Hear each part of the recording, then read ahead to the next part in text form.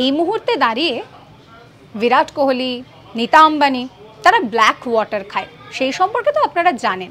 কিন্তু জানেন, এক মোঘল সম্রাটের জলের প্রতি অদ্ভুত একটা আসক্তি ছিল। আর যে জলের কথা বলছি সেই জল কোনো সাধারণ জল নয়, তা হচ্ছে গঙ্গা জল। যে মোঘল সম্রাটের কথা বলছি তিনি গঙ্গা জল ছাড়া অন্য কোনো রকম কোনো জল পান করতেন না। তাকে প্রচুর জায়গায় যেতে হতো রাজ্যপাট চালানোর জন্য, কিন্তু সেখানেও গঙ্গা যতই দূরে থাকুক না কেন তাকে গঙ্গা জলই খেতে হবে। রান্নার জন্য তিনি আবার ব্যবহার করতেন যমুনার জল। যে সম্রাটের কথা বলছি তিনি হচ্ছেন মোঘল সম্রাট আকবর। আকবর মনে করতেন যে গঙ্গা জলের মতন পরিষ্কার স্বাস্থ্যকর জল আর কিছু হতে পারে না। তাই ধরুন তিনি এমন একটা জায়গায় গিয়েছেন যেখান থেকে গঙ্গা অনেকটা দূরে, তা সত্ত্বেও তার যারা বিশেষ লোকজন ছিল তারা কিন্তু সেই গঙ্গা যতই দূরে হোক না কেন সেখান থেকে জল নিয়ে আসতেন।